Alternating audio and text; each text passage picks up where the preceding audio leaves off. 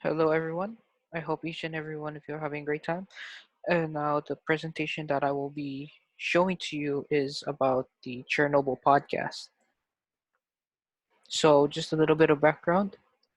Back in 1986, the Chernobyl nuclear power station, located just north within the border of Ukraine and the Belarus, exploded due to a flawed reactor design being operated by inadequately trained personnel.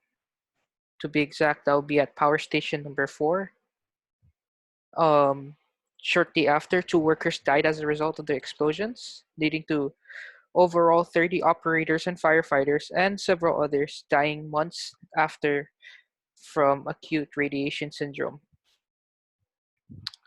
Over 350,000 people were evacuated from Pripyat, Ukraine, and areas around the nuclear plant days after the explosion. In its aftermath, about 6,500 thyroid cancers were reported, resulting in 15 deaths were found by the United Nations. To continue on, there were also side effects from this explosion, such as mutations of animals, lack of plant species growing, and so forth.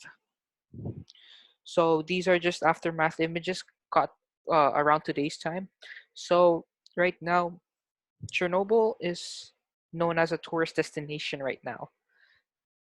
Uh, Now there are tour groups actually bringing people in the city, but in a sense, they have to follow strict guidelines and they have to make sure that they follow the guidelines in order to avoid any absorption of radiation and basically just to stay safe while touring the whole city. Now it serves as a ghost town, but it's great to see that it's being utilized in a sense where people can look back at a time of history and seeing how plants grow and the crazy mutations of the animals nowadays is just a sight.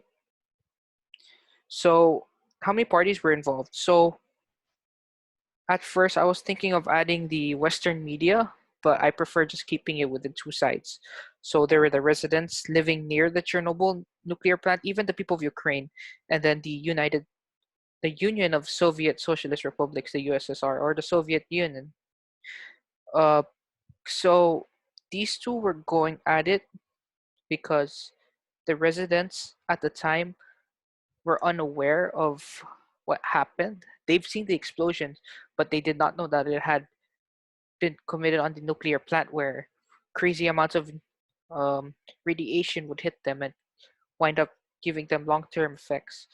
Meanwhile, the Soviet Union, even the Ukrainian leaders, they kept it quiet to them at first, keeping out any information that would go into the media, any insiders, and what sorts. Like even the president of the Soviet Union at the time, Gorbachev, he had little to no knowledge until weeks after the whole explosion.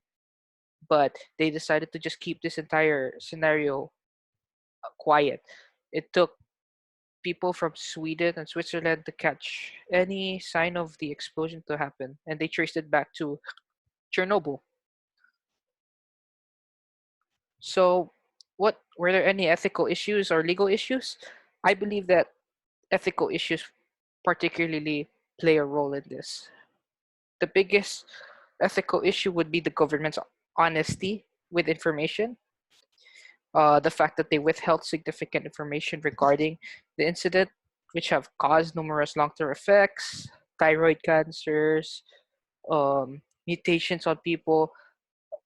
Well, it's in the internet now where you've seen the crazy mutations of both animals, plants, and people. People get disfigured due to the radiation, animals getting weird mutations such as deers getting spots, white spots to be exact, different colored cockroaches, those kinds of things. Now going back to topic, the biggest ethical issue would be just the fact that they lied not only to the people but also to everyone around them. Like what I previously said, it took them, it took the Switzerland It took Switzerland and Sweden to find out that an explosion like that occurred, and they had to trace it back all the way to Chernobyl. Now, unlike global disasters, news of catastrophe of these kinds of catastrophes did not reach headlines just due to the fact that newspaper companies had to piece the information together. Now, the newspapers actually got the information through people who were actually suffering after the Chernobyl explosion. And once the Soviet Union provided information, it was just not sufficiently accurate. Um, the thing about it is, the government intended to keep this quiet, and the reason why is because they wanted to avoid any weird panic that a crazy amount of radiation will be spreading around throughout Europe at the time, Europe and Asia. Next, moral principles and values challenged. So the moral principle that was challenged is honesty. Once again, the Russian, well, in this case, the Soviet Union, withheld information about the incident. And once the information was sent, the information was just not accurate. That that went the wrong direction, and it costed a lot of lives.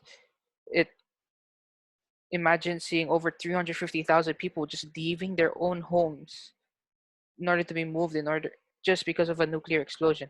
Yes, the degree of it is crazy, similar to what happened in the explosions near, let's just say, in the Micronesian islands back in World War II. The radiation was hitting everybody, the locals, and seeing how sick they became. And the Japanese did the same thing back in World War II by not informing the inhabitants of the islands that these explosions were going to happen only because of their testing, just for the sake of testing. And it costed a lot of lives, just like this situation right here. Now, would I make any changes, or like what specific changes could have happened in order for this? Well, I personally think there would be more transparency from the government of the Soviet Union. I think that if the Communist Party just provided the correct information and said it like literally right after the explosion happened, they would have been able to evacuate of the all of its inhabitants of Chernobyl and most of Ukraine out of the country in time, where they could also see um, significant numbers fall down in terms of the long-term effects that these inhabitants received.